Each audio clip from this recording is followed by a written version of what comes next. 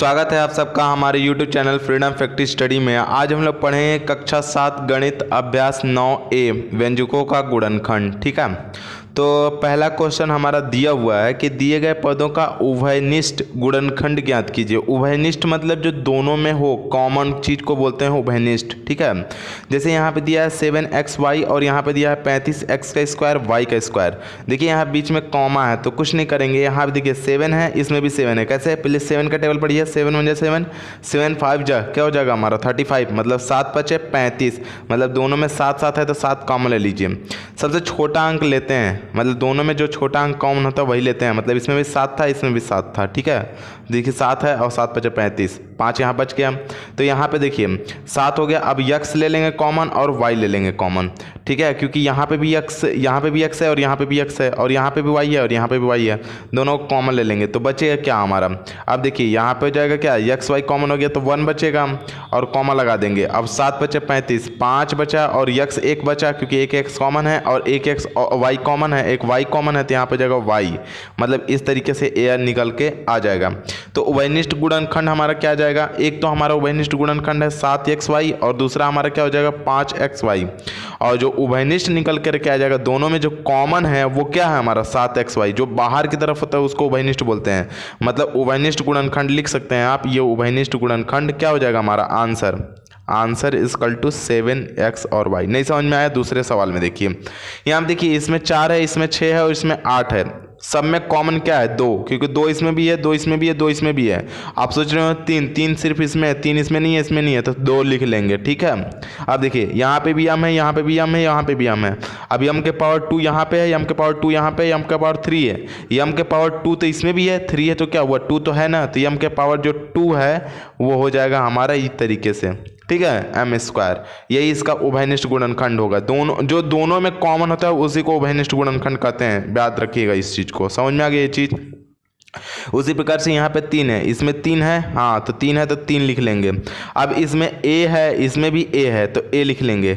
इसमें b है लेकिन इसमें b नहीं है तो b नहीं है तो b नहीं लिखेंगे। दोनों में होना चाहिए, दोनों में। उभयनिष्ठ का मतलब दोनों में क्या था 3a था दोनों में, तो दोनों में 3a है तो यही इसका क्या हो जाएगा आंसर। ठीक है, इस बात को समझिए। समझ में आ गया? अब देखिए जैसे कि अगला क्वेश्चन यहाँ पे दूसरा दिया हुआ है व्यंजक।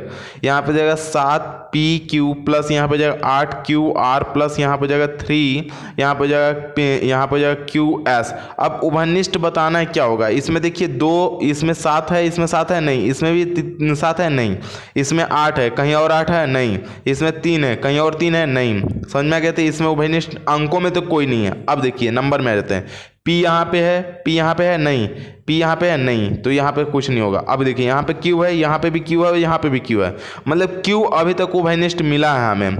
अब देखिए r खोज लेते हैं, r किसी में है नहीं, s खोज लेते हैं, s किसी में है नहीं। मतलब कि q ही एक ऐसा था जो सब में मिला। q यहाँ पे भी है, यहाँ पे भी है और यहाँ पे भी है। इसका मतलब इसका ऑप्शन क्या हो जाएगा q ही होगा पहला। ठीक है, अब देखिए उभयनिष्ठ बोलेगा तो उभयनिष्ठ वही जो तीनों में हो उसी को उभयनिष्ठ बोलते हैं। जैसे यहाँ पे दे दिया हमारा चौथा सवाल दिया हुआ है कि निम्नलिखित गुणनखंड ज्ञात कीजिए। ठीक है, निम्नलिखित का गुणनखंड ज्ञात कीजिए। दोनों में जो कॉमन होगा उसी को गुणनखंड भी बोलते हैं, उभयनिष्ठ गुणनखंड भी बोलते हैं। ठीक है, इसमें 5 है, इसमें भी 5 है, तो क्या करिए कि 5 को बाहर ले लीजिए। ठीक है, अब इसमें x है और इसमें भी x है, तो x जो सबसे हाईएस्ट बड़ा होता है तो x सबसे बड़ा क्या है इसमें x। दोनों में जो सबसे बड़ा हो, दोनों में बड़ा, सॉरी याद रखिएगा इस बात को, जो दोनों में बड़ा हो, सबसे बड़ा दोनों में क्या है x। नहीं समझ में आ रहा? ऐसे समझिए, दोनों में मिलाने के बाद दोनों में x स्क्वायर और x है और यहाँ पे भी x है, स्क्वायर छोड़ देंगे तो x कॉमन ले लेंगे तो बचेगा हमारा क्या चीज़, यहाँ पे सिर्फ x बचा, क्योंकि x स्क्वायर इसमें 5 तो निकल गया बाहर और एक x बाहर निकल गया तो एक x बचा, माइनस इसमें से 5 कॉमन ले लिए तो 5 का भाग दे दिए, 5 बचे 25, एक x था तो बाहर हो गया है तो y बचा तो y लिख देंगे। यही इसका आंसर हो जाएगा। बात समझिएगा। ठीक है, दूसरे सवाल में देखिए यहाँ पे 9 है, यहाँ पे 6 है। ठीक है, तो 9 और 6 मतलब यहाँ पे भी 3 और यहाँ पे भी 3 है, दोनों 3 कॉमन ले सकते हैं तो 3 पहले लिख लीजिए। यहाँ पे a है, यहाँ पे भी a है तो a कॉमन ले लीजिए। अब देखिए a कॉमन ले लिए तो यहाँ पे a बचा और 3 बचा, क्योंकि 3 से भाग देंगे 3 तरीके 9, क्योंकि 3 का फिर गुणा करेंगे तो 9 आ जाएगा। फिर a कॉमन ले लिए थे, a 1 बच गया, माइनस 3 में से अब भाग देंगे तो कितना हो जाएगा हमारा, 3 दूना के 6, 2 हो जाएगा और 1 बाहर है, इसका मतलब x बचा, तो ये हो जाएगा x इस तरीके से। ठीक है, ये हो जाएगा हमारा आंसर। अब देखिए यहाँ पे हो जाएगा 60 है, यहाँ 36 है, यहाँ पे हो जाएगा हमारा कितना 60 है। अब दोनों संख्याएं किसी एक नंबर से कटना चाहिए। अब देखिए इसमें देखिए यहाँ पे 9 है, ये 9 नहीं, 15 9 नहीं, 12 देखिए, 12 3 36 और 12 5 60, मतलब 12 दोनों में कॉमन है, जिसको मौसा बोलते हैं जी। दोनों का मौसा निकालेंगे जो आएगा वही, तो इसका मतलब 12 इसमें से निकाल लीजिए दोनों में से, और इसमें से a है, इसमें a का स्क्वायर, दोनों में a का स्क्वायर है तो दोनों में से a का स्क्वायर निकाल लीजिए। यहाँ पे b है, यहाँ पे भी b है तो b निकाल लीजिए।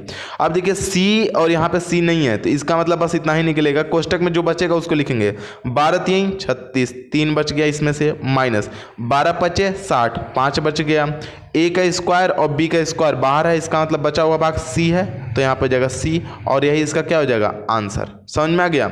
अब चलते हैं हम लोग इसके अगले सवाल पर। अगला सवाल हमारा दिया हुआ है 6p 8p का स्क्वायर और माइनस 4p का स्क्वायर। देखिए 2 इसमें भी है, 2 इसमें भी है, 2 इसमें भी है, 2 सबसे पहले लिख लीजिए। p यहाँ पे है, p यहाँ पे है और p यहाँ पे है। p सबसे छोटा क्या है, p यहाँ पे है, तो सिर्फ p लिखेंगे। ठीक है, बचा हुआ भाग क्या हो जाएगा हमारा, p तो निकल गया, अब यहाँ पे 2 निकल गया तो 2 से भाग देंगे, 2 3 6 तो 3 हो जाएगा, प्लस इसमें 2 का भाग देंगे, 2 चौके 8 और 1 p बाहर है, मतलब 1 p बचा हुआ है, माइनस 2 से इसमें भाग देंगे, 2 2 निके 4 और 1 p बाहर हो गया, मतलब 1 p का क्या हो जाएगा स्क्वायर, और इस तरीके से ये हो जाएगा हमारा आंसर। ठीक है, अब देखिए इसमें क्या हो जाएगा, यहाँ पे जाएगा 3, यहाँ पे 6, यहाँ पे 9, तो 3 इसमें कॉमन है, 3 इसमें भी मिलेगा और 3 इसमें भी मिलेगा। कैसे, देखिए 3 और 3 दूना 6 और 3 3 9, तो यहाँ पे 3 कॉमन ले लेंगे। ठीक है, यहाँ पे a का स्क्वायर है, यहाँ पे a है और a है, इसका मतलब a सब में है तो a लिखेंगे। ठीक है ना, याद रखिएगा घात नहीं देखते हैं, बड़ा संख्या नहीं देखते हैं, जो a का स्क्वायर था लेकिन a इसमें था, मतलब a को ही रखेंगे। ठीक है, अब देखिए यहाँ पे b है, यहाँ पे b का स्क्वायर है, यहाँ पे b है, मतलब b इसमें से कॉमन ले लेंगे। ठीक है, अब देख लीजिए यहाँ पे b का स्क्वायर हो जाएगा। अब देखिए यहाँ c है, यहाँ c है, यहाँ c का स्क्वायर है, मतलब c को कॉमन ले लेंगे, तो बचा हुआ भाग क्या हो जाएगा हमारा, यहाँ पे देखिए a बचा, क्योंकि एक a बाहर है तो एक ही a बचा, तो एक a हो जाएगा। इसमें से b भी बाहर है और c भी बाहर है और 3 भी बाहर है, मतलब a बचा था प्लस।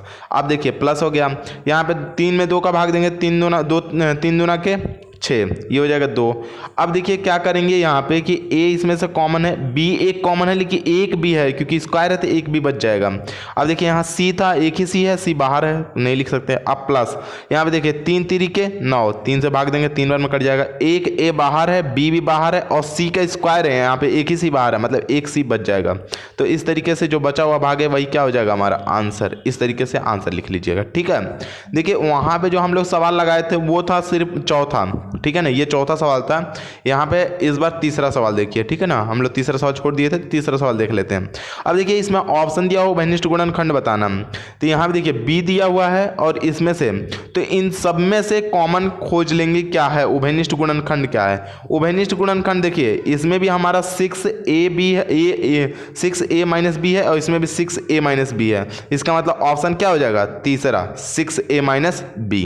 ठीक है, क्योंकि यहाँ पे b है, यहाँ पे 2c है। उभयनिष्ठ बोला है तो उभयनिष्ठ दोनों में क्या है, दोनों में क्या है 6a माइनस b, इसमें भी 6a माइनस b, इसलिए ऑप्शन क्या हो जाएगा हमारा तीसरा। ठीक है, अब चलते हैं हम इसके 5वें सवाल पे। निम्नलिखित का गुणनखंड ज्ञात कीजिए। अब देखिए निम्नलिखित का गुणनखंड ज्ञात करना है, यहाँ पे माइनस, यहाँ पे दिया हमारे x माइनस 2 और यहाँ पे भी x माइनस 2। ठीक है, और यहाँ पे x और प्लस 3, तो जो बाहर है दोनों x और प्लस 3 इसको एक कोष्टक में लिखेंगे, और जो दोनों अलग मतलब एक ही है, सेम है, उभयनिष्ठ है, उसको एक कोष्टक में लिख देंगे। मतलब x और प्लस 3 कर लेंगे और एक कोष्टक में हो जाएगा x और यहाँ पर माइनस 2। ठीक है, देखिए x माइनस 2 एक कोष्टक में हो गया और x और प्लस 3 एक कोष्टक में होगा, और यही इसका क्या हो जाएगा आंसर। यहाँ पे देखिए 7 है और यहाँ पे भी 7 है, तो 7 7 है और यहाँ पे a माइनस 4 है, तो यहाँ पे देखिए कैसे करेंगे हम लोग। इसमें हम लोग क्या कर सकते हैं कि यहाँ पे 7 है और यहाँ पे भी 7 है, लेकिन याद रखिएगा यहाँ पे a माइनस 4 है, यहाँ पे 4 माइनस a है, तो इसको परिवर्तित करते हैं, a माइनस 4 करते हैं। यहाँ पे देखिए 7 कोष्टक में हो जाएगा a माइनस 4, और यहाँ पे देखिए इसमें से इसको आगे करते हैं तो माइनस हो जाएगा, यहाँ पे जाएगा 7 कोष्टक में हो जाएगा a माइनस 4। अब ध्यान रखिएगा ये 7 और 7 एक कोष्टक में हो जाएगा, मतलब 7 माइनस 7 एक कोष्टक में, दूसरे में हो जाएगा a माइनस 4। अब देखिए 7 में 7 निकलेगा तो क्या हो जाएगा 0, और इंटू क्या हो जाएगा हमारा a माइनस 4, अब 0 से चाहे किसी भी नंबर में गुणा करेंगे क्या हो जाएगा हमारा 0, यही क्या हो जाएगा हमारा आंसर। इस प्रकार से ये निकल करके आ जाएगा आंसर। अब चलते हैं हम लोग इसके अगले सवाल पर। तीसरा सवाल इसमें का दिया हुआ है 2y और -3 और इसमें y + 5 y + 5 y + 5 दोनों में कॉमन है, तो सबसे पहले y + 5 भी लिख सकते हैं, y + 5 और एक कोष्टक में कितना हो जाएगा हमारा 2y और -3, ये भी आंसर हो जाएगा इस तरीके से। पांचवा सवाल हमारा दिया हुआ है a कोष्टक में हो जाएगा a - 5 और यहाँ पे 9 और यहाँ पे हो जाएगा 5 - a। देखिए इसको भी चेंज कर लेंगे, ठीक है ना, सीरियल नंबर्स करते हैं। a कोष्टक में हो जाएगा a - 5 और यहाँ पे हो जाएगा प्लस, यहाँ पे हो जाएगा 9। तो जब भी अगर इसमें से माइनस कॉमन लेंगे तो माइनस हो जाएगा, यहाँ पे क्या हो जाएगा 9 और कोष्टक में हो जाएगा a माइनस यहाँ पे हो जाएगा 5, क्योंकि चेंज करने समय यहाँ पे माइनस हो जाएगा बाहर में, याद रखिएगा ये बात। तो यहाँ पे हो जाएगा a और यहाँ पे प्लस -9, यहाँ पे हो जाएगा a माइनस यहाँ पे हो जाएगा 9 और दूसरे कोष्टक में हो जाएगा a और माइनस यहाँ पे हो जाएगा 5 और यही इसका क्या हो जाएगा आंसर हो जाएगा। नेक्स्ट इसी तरीके से करना है, इसमें से क्या कर लेंगे कि a यहाँ पे देखिए z माइनस यहाँ पे हो जाएगा हमारा 2 कॉमन ले लेंगे। तो यहाँ पे देखिए सबसे पहले हमने क्या बताया था कि कोई भी नंबर का स्क्वायर का मतलब 2 बार गुणा, मतलब यहाँ पे हो जाएगा z - 2 और एक बार और लिख सकते हैं z - 2, ठीक है, माइनस यहाँ पे हो जाएगा 3 कोष्टक में हो जाएगा z माइनस यहाँ पे हो जाएगा हमारा 2। अब देखिए यहाँ पे भी z - 2, यहाँ पे भी z - 2, दोनों कॉमन है, एक कोष्टक में लिख सकते हैं। अब देखिए एक कोष्टक में सबसे पहले z - 2 और a -3 एक कोष्टक में हो जाएगा, तो z - 2 और यहाँ पे हो जाएगा -3 एक कोष्टक में, दूसरे कोष्टक में हो जाएगा z माइनस यहाँ पे हो जाएगा 2, ठीक है, z - 2। देखिए एक बार लिए हैं z माइनस यहाँ पे जगह 2 और माइनस का 3 एक कोष्टक में इन दोनों को साथ में ले लिए हैं, तो यहाँ पे हो गया, ठीक है। दोनों कॉमन को रहता है तो एक ही लिखते हैं, एक लिख दिया हम लोग। अभी देखिए z और माइनस यहाँ पे 2 और 3 मिला कितना हो जाएगा 5, क्योंकि माइनस माइनस जुड़ता है, और यहाँ पे हो जाएगा z माइनस यहाँ पे हो जाएगा 2 और यही इसका क्या हो जाएगा आंसर हो जाएगा। नेक्स्ट यहाँ पे देखिए छठा सवाल दिया हुआ 17, इसको भी चेंज कर लेंगे। यहाँ पे 17 और 17 दोनों में कॉमन है, लेकिन यहाँ पे दोनों में क्या है अलग है, तो यहाँ पे जाएगा 17 कोष्टक में हो जाएगा कितना हमारा a माइनस यहाँ पे हो जाएगा अरे a प्लस यहाँ पे हो जाएगा 3, और इसमें से क्या कर सकते हैं कि दोनों में प्लस है, तो इसमें से हम लोग a और यहाँ पे a को इस साइड बाहर निकाल लेते हैं, तो यहाँ पे हो जाएगा हमारा क्या चीज माइनस का, यहाँ पे हो जाएगा 17 और यहाँ पे हो जाएगा हमारा a - 3।